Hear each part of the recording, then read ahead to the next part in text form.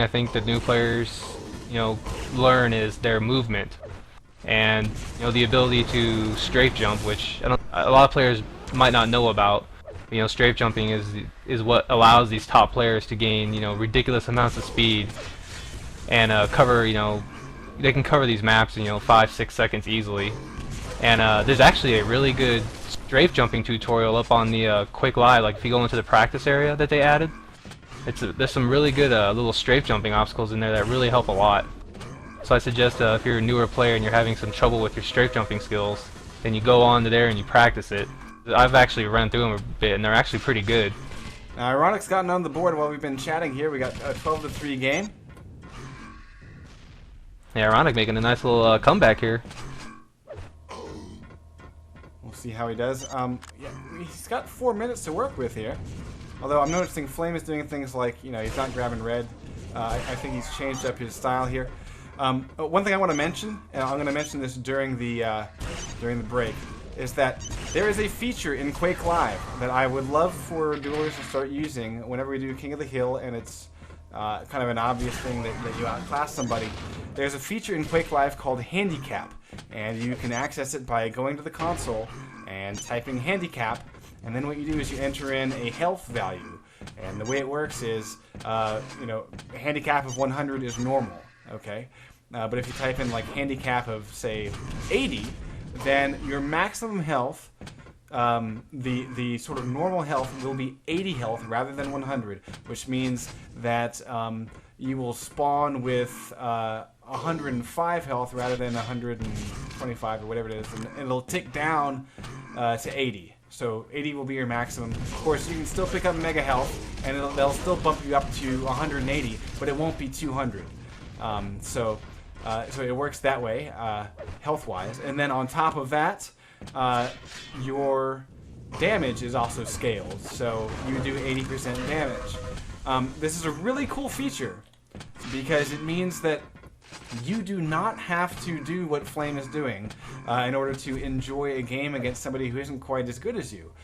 You can enable handicap, and then you can play your hardest and just continue adjusting the handicap till you find something that really works well with the opponent that you're facing, where you really have to work your ass off in order to get a frag.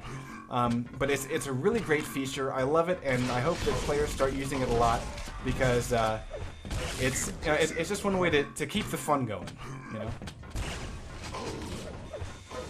Yeah, and there's a lot of people out there that they want to see, that are on the stream and the channel. They want to see the top duelers, and we're gonna get to those guys. But we also want to keep this open to the community. That way, these newer players have a chance to get some dueling under their belt. Maybe get a little exposure on Quake Live. Tell their friends they were on TV playing.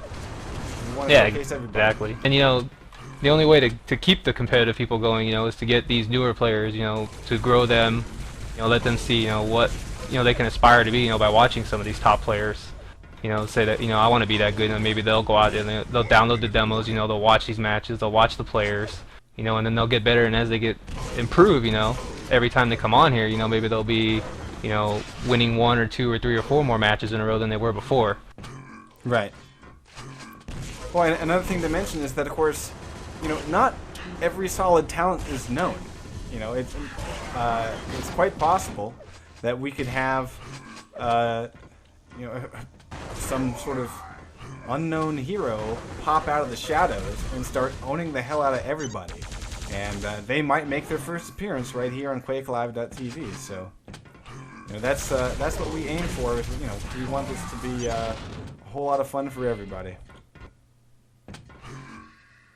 Yeah, we really want to try to keep the number of blowouts down, because no one wants to watch. We could throw in we could throw Ironic in there against Chance, but I don't think Chance would have too much fun. I don't think Ironic personally would have too much fun. So we want to try to keep these matches as even as possible as we get going on through the night.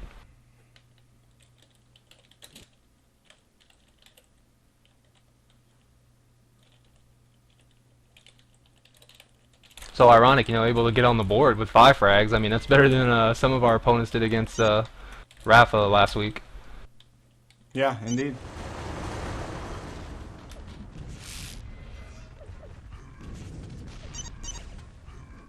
Prepare to fight.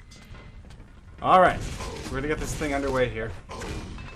Flame's gotta figure out what the hell is wrong with his connection. We're gonna see Mav face off against Ray. Mav getting a rough start. Ray gonna try to shoddy him. There he goes. And then let's see. Ray is waiting for a red respawn. There it is. Is he gonna grab it? No! He missed the jump. Whoops! And I think he's wrong to wait for it here because Mav is nowhere near it. Yeah. Ray is gonna be able to grab this red.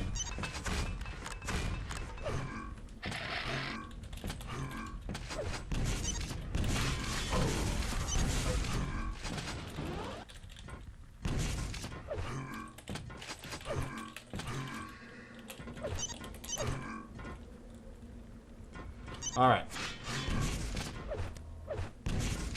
Yeah, we need to work out ways to deal with delays like that.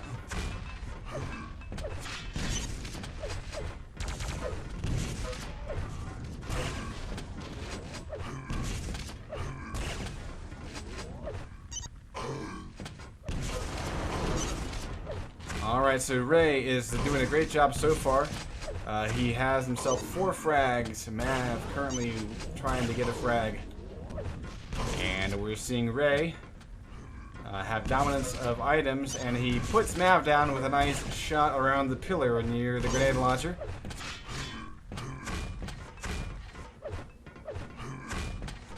And Ray traveling to the backside of the map, denying the yellow at Plasma. And that will leave, let's go take a look. Yeah, Mav, the only thing he's got is a little bit of health, a little bit of armor. Ray sitting pretty with a 127, showing up just in time for Mega. He runs into his own nade, but he's able to use an LG to pull down a Mav before he goes down.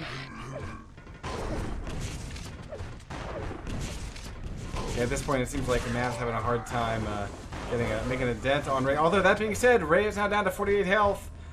And oh, just barely misses rail. That will get him on the board. Mav getting a rail and getting the red and moving in for Mega. Not going to be able to get it though.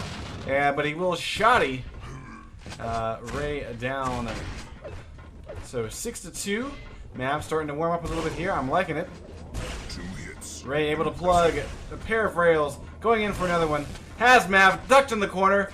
And gets to go for another pair. Mav finally gets the memo and backs off. No, he runs out and gets plugged with the shotgun. That's kind of a weird choice there. Mav going up strong, but yeah, there's some buckshot to the face. Ray going to be able to survive after grabbing a bit of Mega. Needing armor though, going to go take a look. We've got Mav sitting at 110 health and 1 armor. Over here back to Ray.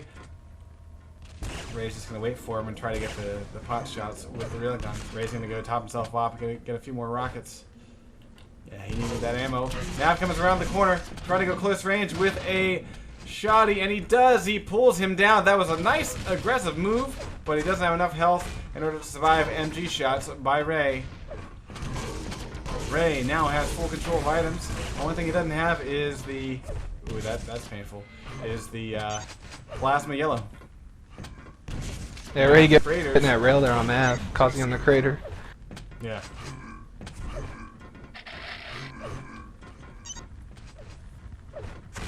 Yeah, so Ray definitely showing a bit of superior aim here in this match. Yep. Mav, he goes up strong at some good points. I think I'd like to see him evade a little bit more and try to stack up a little bit more. Oh, that's a nice peek shot there. Oh, Mav gets caught off guard, and Ray's gonna put him down. And Mav at this point has been able to grab Mega to get him up to 170 health, but he has no armor. He's going up strong here at the wrong time. No, actually, oh! Good grief, Ray gets a beautiful rail. Pulls down Mav from the air, but that was the right time to go up strong. Mav had the right idea, just didn't quite have the aim for it. And he did pull Ray down to about 30 health and no armor, so Mav's instincts are right there, but